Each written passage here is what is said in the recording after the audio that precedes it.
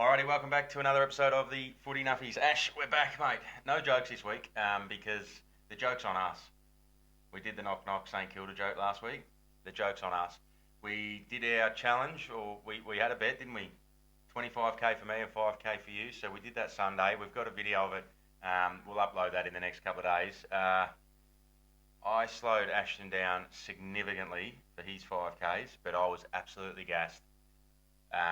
Will not be betting against St Kilda again this year at this stage. That could change though. So no jokes on Saints this week. They won. I actually thought, just looking ahead to the round preview that we'll look at, I thought Saints were playing Brisbane up there, but they're not. I knew that. Yeah, it's at Marvel. So, and we'll have a look at that game shortly. But you know, McCluggage still out, Harris Angels still out. They got Zach Bailey. He's back in this week. But anyway, we'll look at that later on. So no jokes this week. Good to be back. Good round of footy. Yeah. We'll talk about some highlights later on.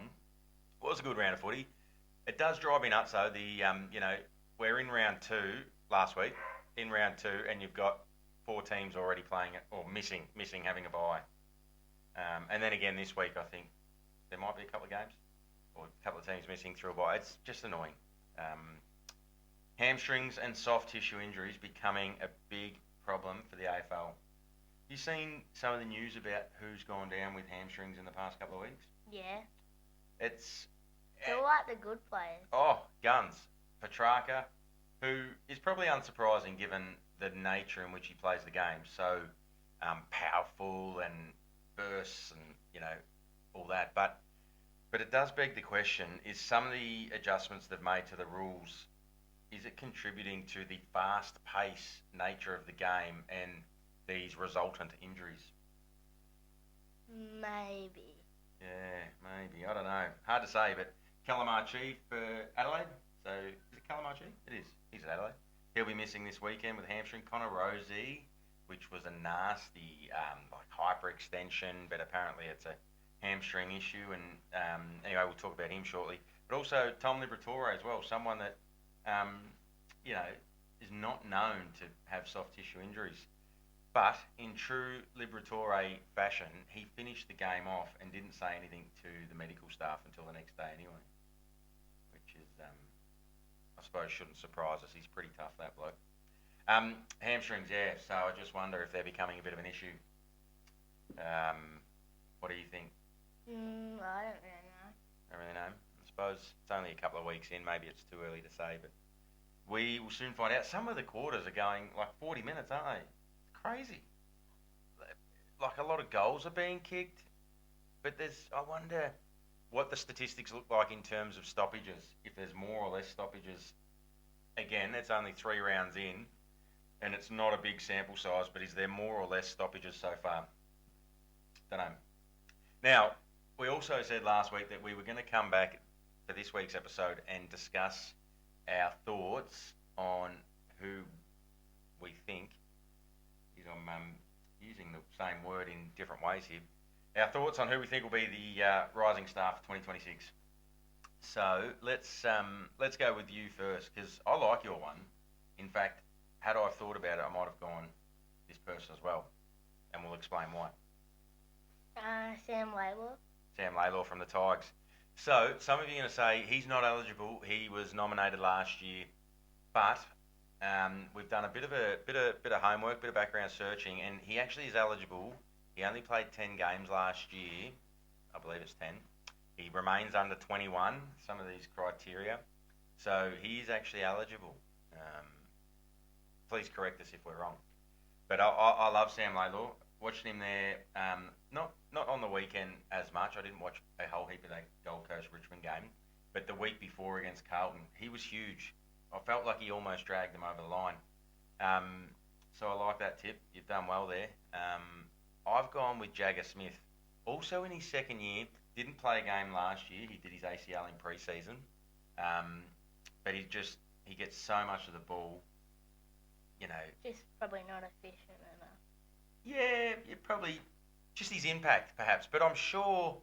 I think for those 37 touches or whatever he had there against Richmond, he had like 8 or 9 score involvements. So that's a lot. I did think after that game against Richmond, I thought, geez, if I could pick a player out of Sam Laidlaw and Jacob Smith, I'm going Sam Laidlaw. He just looks like Dusty Martin reincarnated. Um, but anyway, I like yours, Sam Laidlaw, and I'm going Jagger Smith. Some other notable mentions, Willem Dersma and Zeke. How do you pronounce his surname? Zeke Euland. Zeke Euland. His brother, he joined his brother at the Gold Coast there. He looks brilliant too. It's crazy how well developed some of these guys are coming under the under 18 system, and they're just impacting straight away. Freaky. Good for them. In the news, mate, this week, there's been a bit happening in the world of AFL. Probably none bigger than Nick Dacos.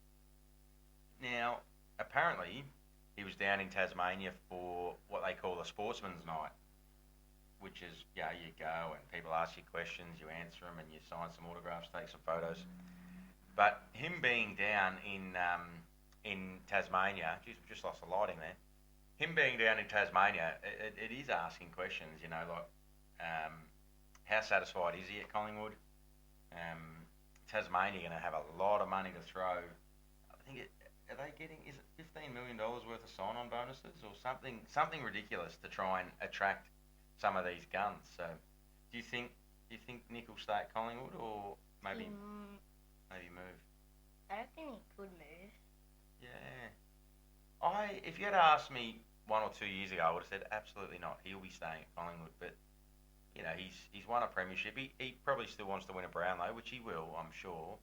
I have a feeling if he goes to Tassie, it might be an easier time to win a Brownlow. Potentially, but they might not win as many games though. True, but if he can star in all those games. Yeah, true. Oh, look, don't know. But in saying all of this, it looks like Tasmania's come out and said their main person they're trying to secure is Tom Green from the Giants. So they're not talking about Nick Dacos, but are they just saying that just to appease?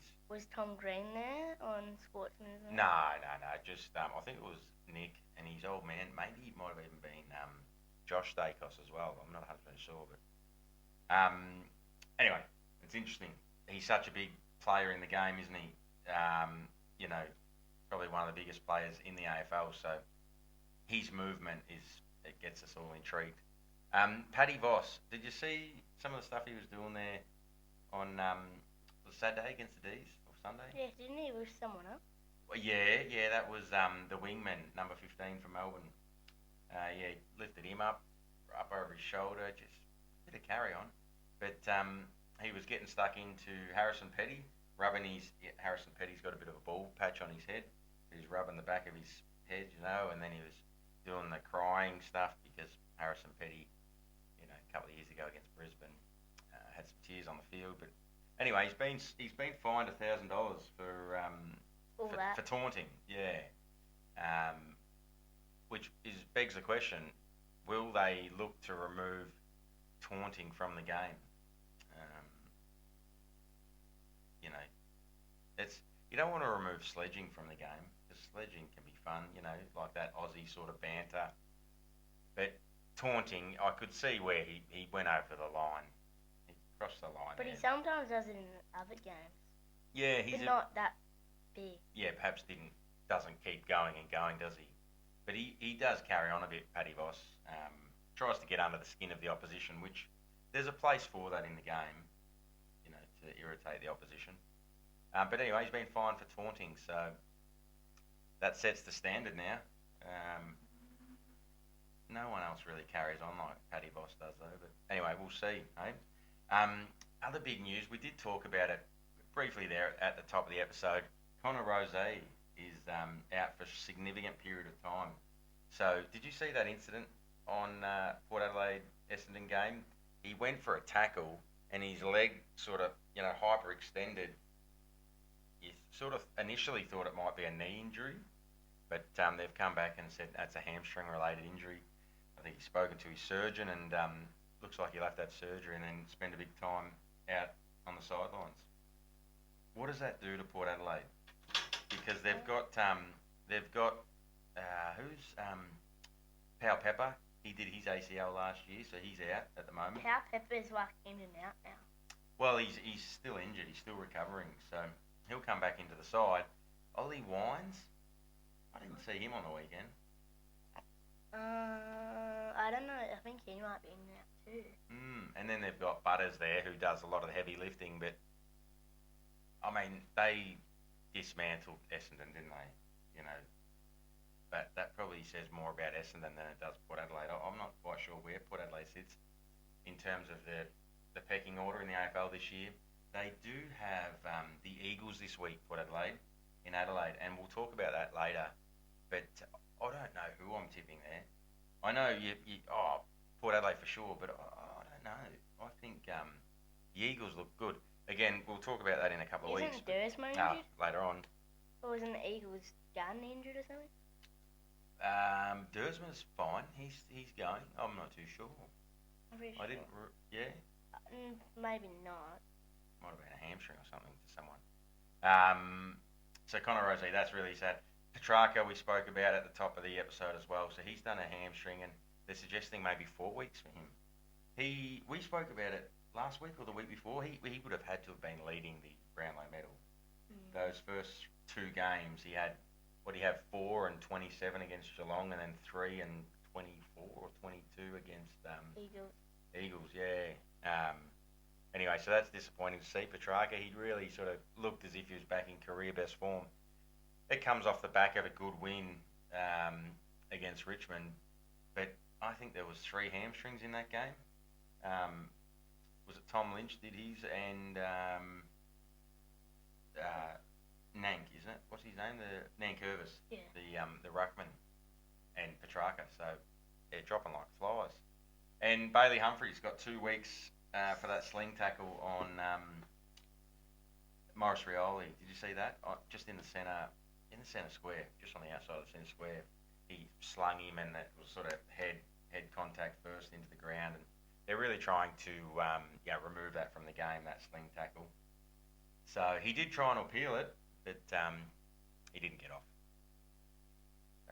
So that's in the news. Under the pump, Ashy. Maybe kick us off there. Under the pump. Essendon. They look so bad.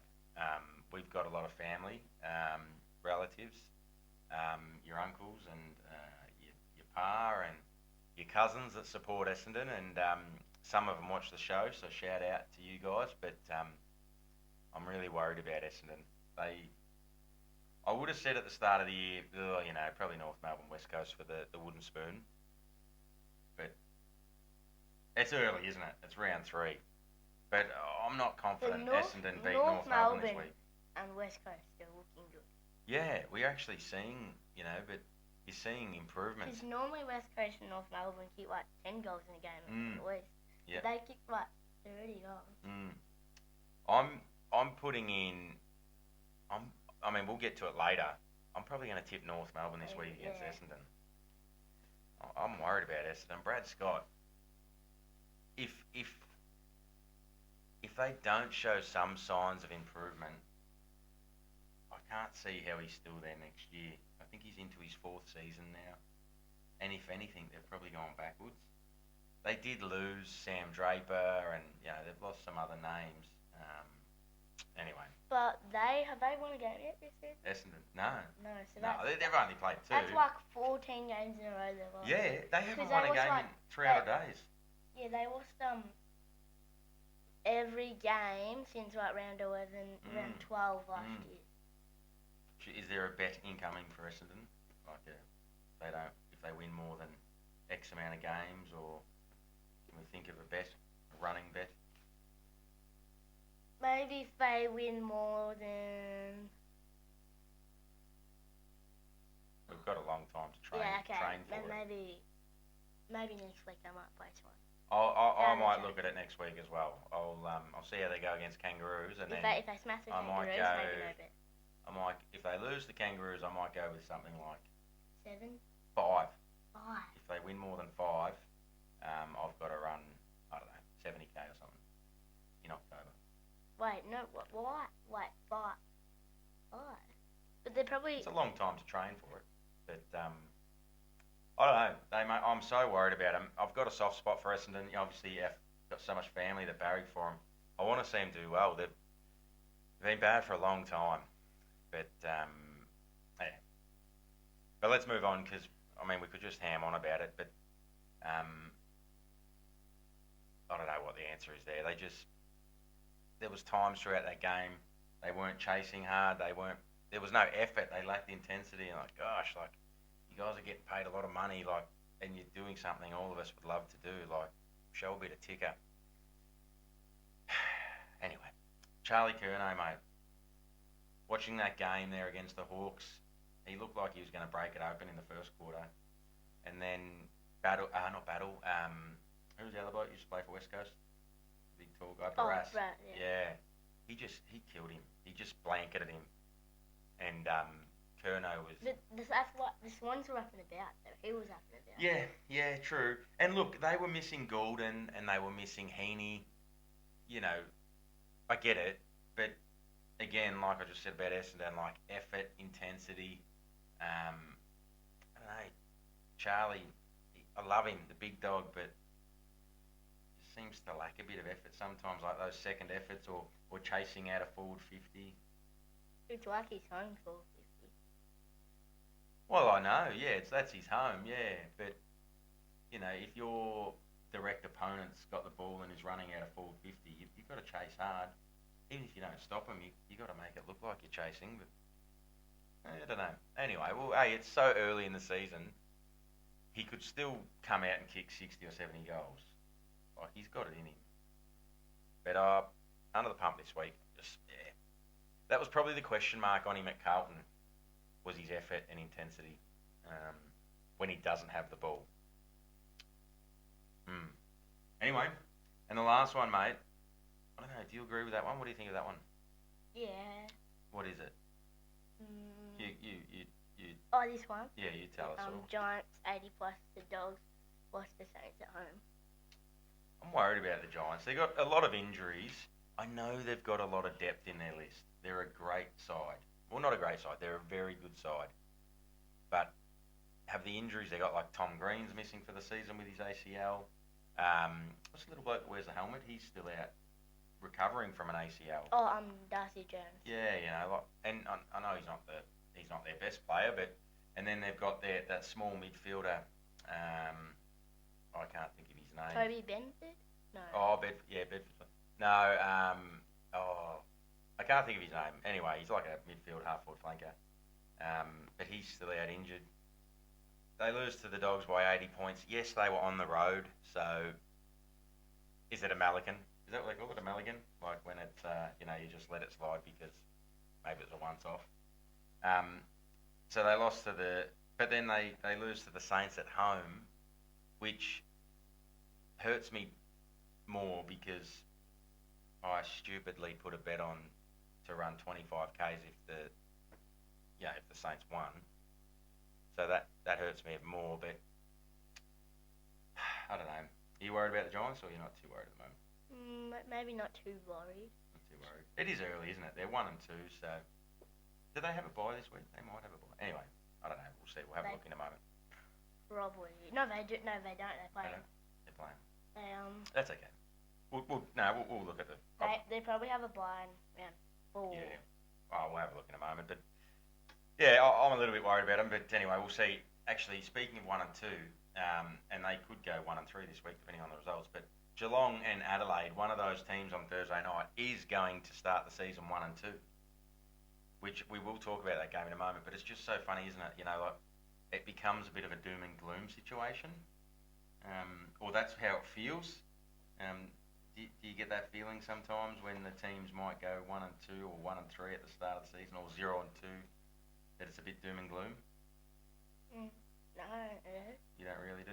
I don't think internally teams do, but just externally to us nuffies, it can be that way a bit sometimes. Let's look at the highlights, mate. We're pushing through the episode, which is good, but let's have a look at the highlights. The first one there. Ben King averaging 5 goals per game. It's actually 5.3. He's on fire. He's on track to hit 100. And again, I think we all jumped the gun a little bit last year with Jeremy Cameron, didn't we, with that 100. So 3 rounds into the season, let's all just cool our jets, right? But Ben King, he's actually a free agent this year as well. I think is it a conditional free agent or an unconditional? Or restricted free agent or unconditional? Anyway, so he's got a big decision to make there. Does he stay at the Gold Coast? He's probably going to get paid handsomely at the Gold Coast. Plus, they're in their premiership window, so, like, why wouldn't you? And it's the Gold Coast. It's a pretty nice place.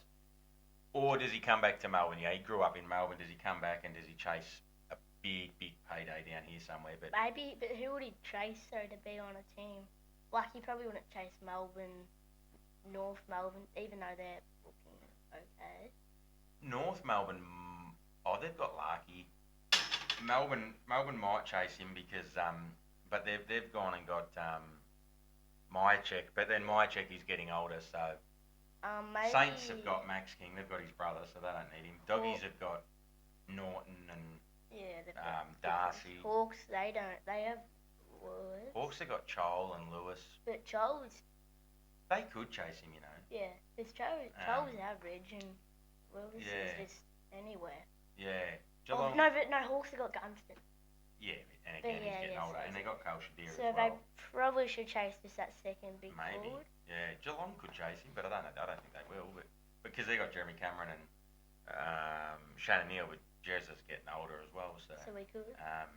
Carlton, Carlton got Harry Mackay.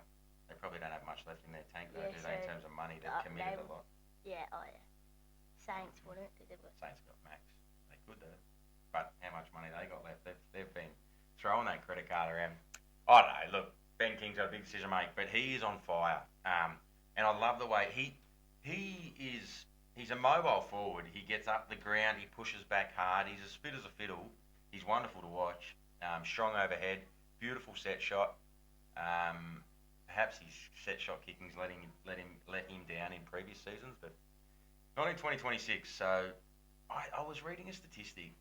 He's had like, it might be 22 kicks something for the year, and he's kicked 16 goals or something. So almost every kick he has is a goal, which is just wild. The Doggies, mate. The Doggies are dangerous, and they're very good.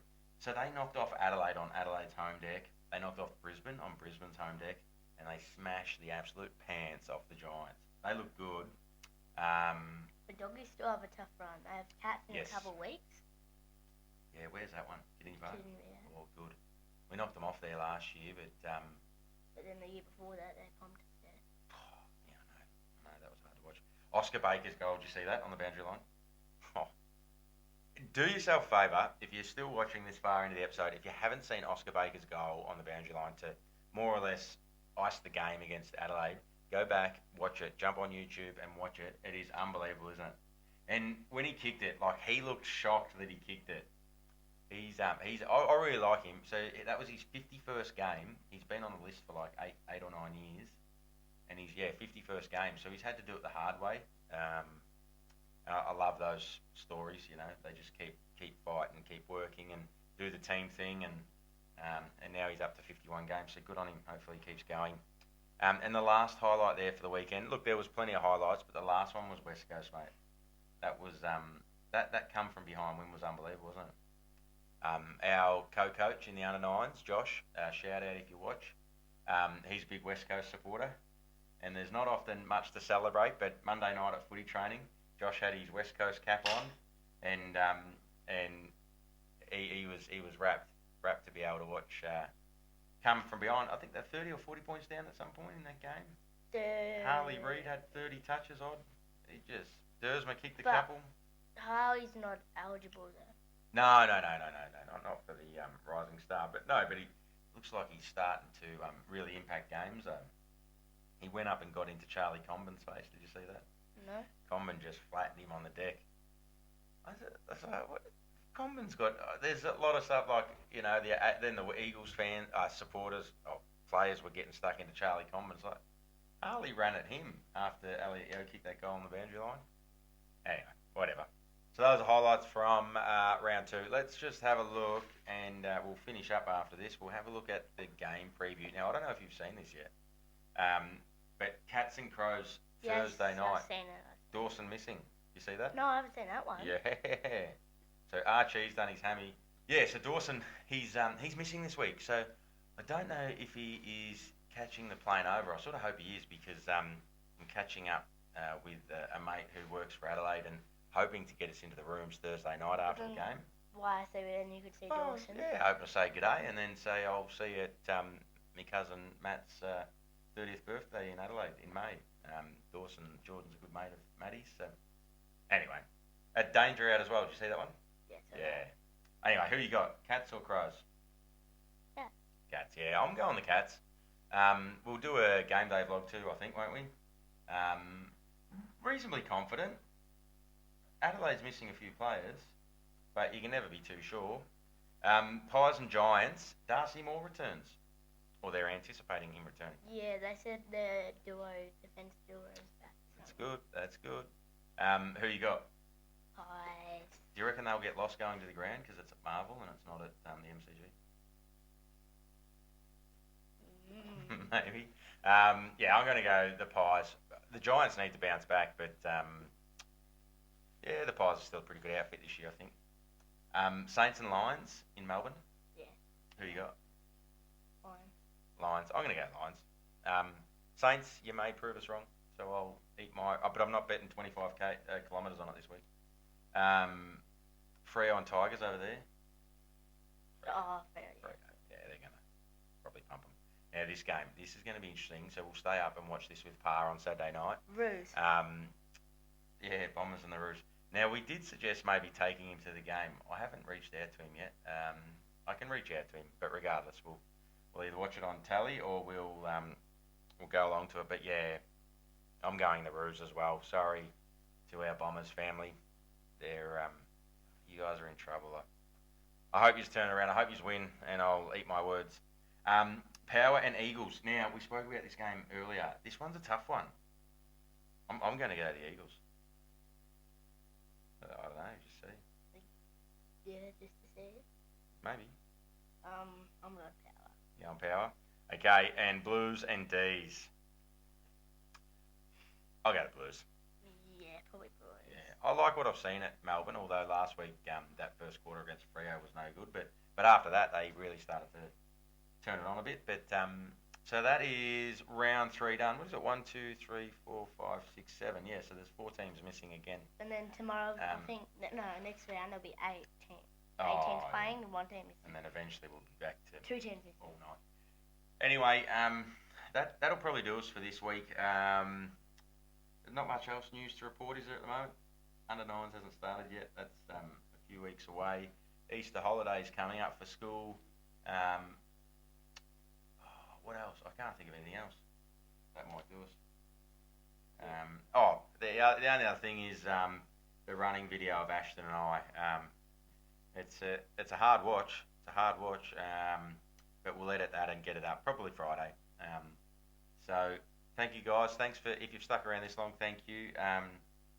What do we like to tell the audience to do, Ashy, if they haven't already? Like, subscribe, and drop a comment. Tell us who you think will win the Rising Star. Put it in the comments section below. Tell us who you think will win the Rising Star and why. And yeah, as Ash said, like and subscribe, guys. It helps.